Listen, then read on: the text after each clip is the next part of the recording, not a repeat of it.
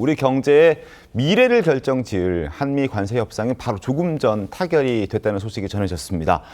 우리는 어떤 걸 내주고 또 어떤 걸 받아왔을까요? 조금 전 한미 양국이 타결한 관세 협상 주요 내용들 오늘 박원권 이화여대 교수와 함께 또 그리고 경제부 이유경 기자와 함께 심도 있게 짚어봐 드리도록 하겠습니다. 먼저 대통령실 브리핑 내용부터 들어보겠습니다. 미국이 한국에 8월 1일부터 부과하기로 예고한 상호관세 25%는 15%로 낮아집니다. 한미 조선협력펀드 1,500억 불은 우리 기업들의 수요에 기반해 구체적 프로젝트에 투자될 예정입니다. 대미 투자펀드도 2,000억 불 조성될 예정입니다. 식량 안보와 우리 농업의 민감성을 감안해 국내 쌀과 쇠고기 시장은 추가 개방하지 않는 것으로 합의하였습니다. 주요 내용들을 저희가 지금 전해드렸습니다. 아침 속보가 정말 쏟아졌는데요. 저희도 방송 준비하면서 정신이 없었는데 우리 측 대표단이 도널드 트럼프 대통령과 직접 만난다는 소식이 새벽부터 전해졌습니다. 원래는 오늘 저녁에 베선트 재무장관과 만날 것으로 예고가 되어 있었는데 이제 트럼프 대통령과 직접 만난다는 얘기가 새벽에 전해졌고 긴장하고 있는 상황에서 조금 전 속보가 전해진 겁니다. 주요 내용들 어떤 게 있습니까, 이유경 기자? 네, 그 구윤철 부총리와 우리 그 협상단이 네? 트럼프 대통령을 만났는데요. 한 30분간 면담을 했습니다. 네. 트럼프 대통령은 깜짝 만남 전에 자신의 SNS에 지금 한국의 관세는 25%지만 이를 낮출 제안을 한국에서 갖고 있다. 그 제안이 무엇인지 한번 들어보겠다 이렇게 남겼는데요. 네. 트럼프 대통령이 당시에 다른 일정 중이었는데 이 일정이 끝난 직후에 만난 것으로 보입니다. 예정이 없었던 그런 일정이었는데요. 그 구윤철 부총리가 오전에는 한 1시간 정도 통상 협의를 했습니다. 네. 그래서 근데 통상 협의가 한 1시간 정도로 좀 예상보다 좀 빨리 끝나면서 협상이 좀 타결되는 거 아니냐 이런 분위기가 전해졌었는데 바로 직후에 트럼프 대통령과 만나서 협상을 타결을 지었습니다. 그렇군요. 자, 관세 25%에서 15%로 낮췄고 그리고 우리는 3,500억 달러를 미국에 투자하기로 합의를 했습니다. 그리고 또 하나 중요한 것은 국내 쌀과 소고기 시장에 추가적인 개방은 없다라는 대통령실의 입장도 전해졌습니다. 굉장히 잘했다는 평가도 있잖아요. 어떻게 좀 평가하십니까? 조금 더 신중하게 봐야죠. 왜냐하면 그렇군요. 지금까지 나온 정보 중에는 확인해야 할 것이 굉장히 많이 있습니다. 다만 이번에 트럼프와 하는 관세 협상에서의 그 과정이 다른 국가와 똑같이 반복이 됐다. 네. 무슨 말씀이냐면 처음에 러트닉 상무장관과 그리어 미국 무역 대표부랑 먼저 협상을 하고 그다음에 요즘 키맨이라고 불리는 베센트 상무장관의 일종의 최종 확인을 받은 후에 네. 트럼프 앞에 가서 최종적인 합의를 하는 건데요. 아직은 이 사진이나 영상이 나오지는 않았습니다만 네. EU와 일본의 사례를 볼 때 우리도 트럼프의 책상 앞에서 이것을 확인했을 가능성이 있다라고 판단이 되고요. 근데 그럼에도 현재까지 김영번 실장의 얘기 때 벌써 그쪽과 백악관에서 나오는 얘기가 서로 다르긴 합니다. 네네. 우리 측 발표만 놓고 본다면 상당히 선방한 것은 맞다. 근데 일차적으로 방금 말씀하신 것처럼 상호 관세 같은 경우에는 15%면 이게 우리가 중요한 판단의 증거가 있어야 되지 않겠습니까? 그렇죠. 우리가 어떻게 해야 선방했느냐. 이게 미국 시장을 놓고 경쟁을 하고 있는 국가는 EU와 일본입니다. 네. 그렇기 때문에 그들이 어느 정도 관세와 또 품목별 관세를 받았느냐가 우리가 미국 시장에서의 경쟁력이 결정이 되거든요. 네. 그렇다면 일단 상호 관세는 그들과 똑같이 15%를 받았다. 좀 억울하죠. 근데 우리는 한미가 FTA 자유무역 협정이 있기 때문에 그들로 따지면 기본 관세 2.5%가 있어서 우리 12.5%를 받는 게 맞는데 정부가 노력을 했다고 하더라고요. 근데 15%가 된 거고 네. 이거보다 사실 훨씬 중요한 거는 품목별 관세입니다. 품목별 관세. 예, 특히 우리 대미 수출의 제1인 건 자동차와 자동차 부품이지 않습니까? 이게 바로 일본과 그 또 독일 자동차와 경쟁하는 그 분야인데 이 부분은 우리가 15%를 받았습니다. 이것도 네. 좀 억울한 면이 있습니다. 왜냐하면 여기도 그리고 그들 국가는 FTA가 없기 때문에 2.5%의 기본 관세가 있었거든요. 그렇다면 우리도 12.5%를 받았어야 되는데 이 부분도 조금 아쉬움이 있긴 하지만 네. 전반적으로 뭐 크게 문제는 없었다라고 판단을 해도 무방하고요. 방금 말씀하신 더군다나 우리가 가장 민감하게 생각하는 쌀과 소고기 시장이 개방되지 않았다라는 우리 발표를 믿는다면 네. 이것은 전반적으로 또 선방을 했다라고 말씀을 드립니다. 물론 앞으로 이 대미 투자액 같은 경우에 2천억이 문제인데 이걸 어떻게 운영하느냐에 대해서는 앞으로도 계속 논란이 될 것입니다. 근데 미국의 입장을 보면 미국의 트럼프 대통령의 SNS 내용을 보면요. 자동차랑 농산물에 대해서 완전 개방이라는 표현이 있습니다. 그래서 쌀과 지금 소고기도 개방이 됐구나라는 생각을 처음에 이 내용만 봤을 때는 생각했었는데 오전 8시에 있었던 대통령실의 브리핑에서는 추가 개방은 없는 것으로 합의를 했다라고 얘기를 해서 이게 어느 쪽의 말이 맞는지 이 부분이 좀 확인이 좀 필요할 것 같아요. 어떻게 일단은 생각하십니까? 쌀 시장을 우리가 개방을 할 수가 없습니다. 이게 일본과는 다르게 일본은 또 한국도 쿼터제를 운영을 하는데 네. 이게 딱 1년에 갖고 올 수 있는 게 일본은 77만 톤, 우리는 45만 톤 정도 되거든요. 근데 일본은 특정 국가를 지정하지 않았기 때문에 쉽게 말씀드려서 77만 톤을 다 미국한테 몰아줘도 됩니다. 네. 근데 한국은 5개 국가로 이걸 쿼터로 다 나뉘게 돼 있고 이것은 WTO에서 결정을 한 거기 때문에 이걸 조정하려면 5개 국가랑 다 합의를 이뤄야 아하. 되는데 합의가 안 되죠.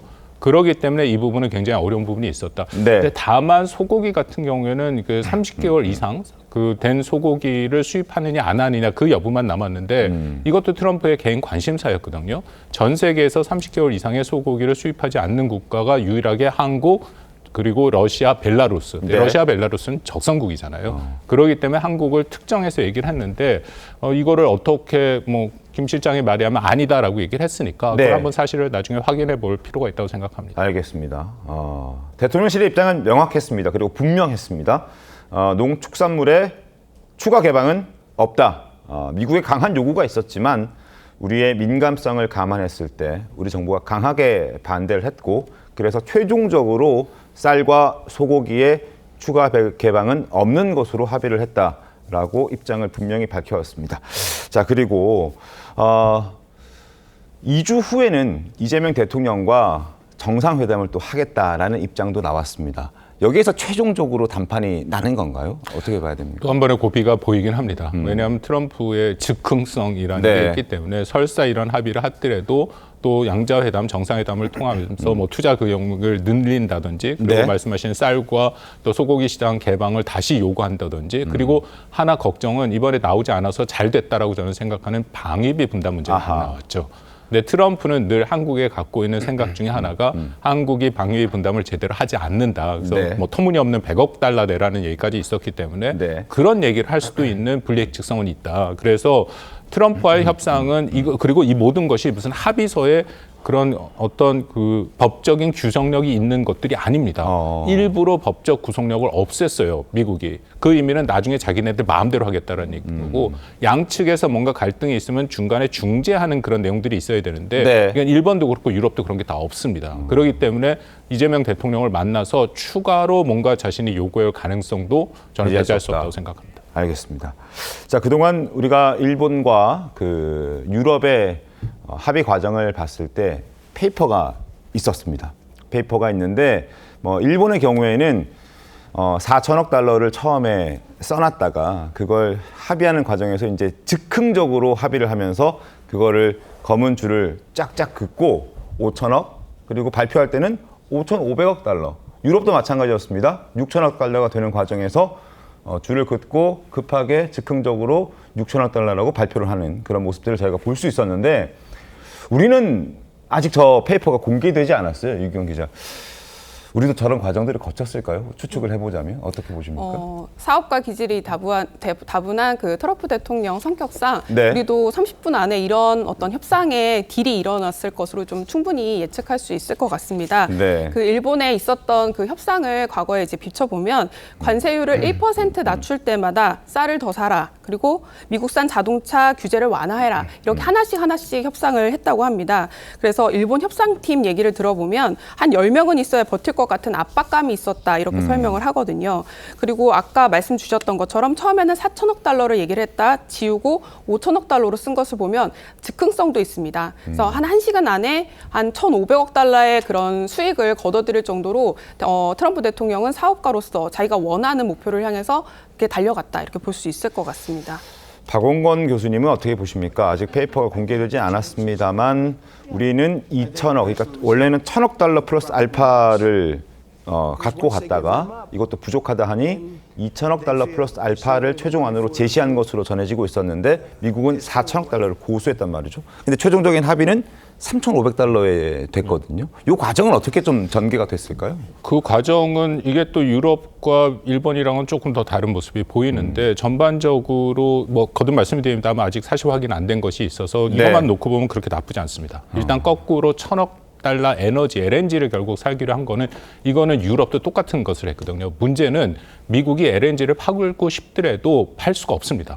LNG 항구들이 아직은 그 제대로 없기 때문에 네. LNG를 그렇게 많이 더군다나 6천억 달러, 6,500억 달러인가요? 유럽이 사기로 했어요. 근데 거기에 우리 1,000억 달러를 팔 수 있을 만큼의 그 분량과 또 이동 수단이 저는 있다고 생각지는 않고 근데 살게 되면 좋습니다. 왜냐하면 이거는 중동산보다 20에서 30% 가격이 싸요. 그렇기 때문에 우리한테 이거는 손해는 안 된다고 판단이 되고 조선업이 1,500억 달러인데 이것도 굉장히 좋습니다. 왜냐하면 이거는 사실은 투자 개념으로 저는 가도 괜찮다고 생각이 되거든요. 네. 문제는 이거를 미국에 투자하기가 어렵습니다. 왜냐하면 미국 내에 조선업이 지금 망가져 있고 또 여전히 존슨법이라고 해갖고 이 해외에 투자를 받지 못하도록 돼 있는 그런 법들이 있기 때문에 이것들은 우리 사실 나중에 진행하면서 미국한테 큰 소리 칠 수 있거든요. 우리는 네. 이렇게 하기로 했는데 너희가 정비가 안 되고 법이 안 됐기 때문에 우리가 못하는 거다라고 얘기할 수 있고 이제 문제는 2천억 달러인데요. 이게 네. 이제 덩치가 크죠. 근데 이것도 아까 김 실장 말을 들으면 네. 일본과 같은 그런 그 접근을 했다. 그러니까 그게 뭐냐면 이것이 단순히 2천억 달러를 모두 투자하는 것이 아니라 네. 투자금과 여기에 따른 대출금, 대출 보증 한도까지 다 포함한다는 것이죠. 이렇게 되면 우리가 부동산에서 아시겠습니다만 대출금 조금에 보증금 출자금 조금에 대출을 일으키고 보증 일으키고 그렇게 되는 거거든요. 일본도 똑같은 얘기를 하고 있다. 근데 문제는 벌써 이 얘기를 했더니 그 트럼프인가요? 90% 얘기가 또 나왔습니다. 90% 이득을 90%를 자기가 미국이 갖고 가져간다. 간다. 그러니까 이거는 일본이랑 비슷하게 미국은 이거를 일종의 영어로 사이닝 보너스, 그러니까 계약 체결 시 지급하는 보너스로 2천억 달러를 다 생각하는 거에 반해서 우리가 생각하는 것은 정부가 민간 투자 촉진을 위한 일종의 금융 지원 한도. 이게 일본도 똑같거든요. 네. 근데 앞으로 이것은 이 정도 액수를 앞으로 어떻게 협의할 거는 협의의 과정이 굉장히 많이 남아 있습니다. 다만 그래도 좀 우려가 되는 게 미국이 굉장히 거칠게 구죠. 일본에 대해서도 일본이 다른 얘기를 하니까 뭐라고 얘기했냐면 베센트 장관이 일본이 잘 약속을 이행하는지 매 분기별로 볼 것이고 만약에 이행 약속을 지키지 않으면 다시금 관세 25%를 부과하겠다. 아마도 한국한테도 비슷한 압박이 들어올 수 있다라고 생각합니다. 그렇군요. 3,500억 달러는 조선이 1,500억 달러 그리고 나머지 2천억 달러가 이제 문제가 될 텐데 그리고 또 하나 그 어떻게 김 될 것이냐. 실장의 그 표현에 하면 2천억 달러가 신규 투자는 아니고요. 이전부터 예를 들어 바이든 행정부부터 우리 현대나 삼성이나 하이닉스가 많이 투자 최근에 현대차가 했던 그런 투자들 그런 것까지 다 포함해서 중요한 것은 트럼프 임기 기간에 그 돈이 실질적으로 이행될 수 있는 그 부분을 포함했다고 하니까 이게 뭐 새로운 것도 있긴 하겠지만 전에부터 계획된 것도 포함되어 있다라고 판단이 됩니다. 알겠습니다. 자, 그리고 그동안의 과정에서는 러트릭 상무장관을 주로 우리 정부 관계자들은 만나왔었습니다. 그리고 오늘 당초 예고가 돼 있었던 것은 베센트 재무장관을 현지 시각으로 9시 30분, 그러니까 우리 시각으로 오늘 밤 10시 45분에 베센트 장관을 만나기로 했었는데 트럼프 대통령은 중간에 만나면서 이 만남도 이제 만날 필요가 없어진 것 아니냐라는 생각도 했었는데 그게 아니더라고요. 예정대로 베센트 재무장관은 또 만난다고 하더라고요. 여기는 어떤 어떻게 될까요? 이게 한 번에 다 모든 것들이 되질 않죠. 그리고 일단 8월 1일이라는 아마 날짜를 맞추느라고 양측 다 서로 간에 좀 서둘렀을 가능성이 있습니다. 왜냐하면요. 미국이 처음 얘기한 우선 협상 대상국이라고 해갖고 12개 국가를 얘기를 했는데 그중에 6개 국가를 먼저 타결이 됐고 한국이 남아 있었습니다. 네. 남아있는 국가들을 보면 중국이랑 캐나다, 멕시코예요. 이들 국가는 우리랑 성격이 매우 다른 국가들이거든요. 그래서 한국과의 협상을 마무리 짓는 것이 8월 1일까지의 관세를 부과하겠다는 트럼프의 어떤 정치적인 어젠다랑도 맞았다. 그래서 한국한테도 숫자가 중요했으니까 네. 통틀어서 4,500불 되는 거 아닙니까? 이만큼을 한국이 투자하기로 했다라는 그런 뭔가 숫자가 필요했다라고 생각을 합니다. 그렇군요. 자, 트럼프 대통령 협상에 앞서서 이런 얘기 했는데요. 들어보겠습니다. August 1st is a very big day for this country because money is going to pour into the United States like we've never seen before. We've had a great weekend. Many of the other deals are done in trillions of dollars ultimately being brought into our country. And it was something that had to be done, and it is being done, and it's being done properly. 자, 트럼프와의 어떤 협상은 일단 합의가 됐습니다. 관세 15% 대신에 우리는 미국에 3,500억 달러에 대한 막대한 투자를 이제 하기로 했고 그 과정에서 아직까지 뭔가 명확하게 좀 팩트 체크를 해야 되는 부분도 있지만 그래도 좀 무난했다라는 평가들도 나오고 있습니다.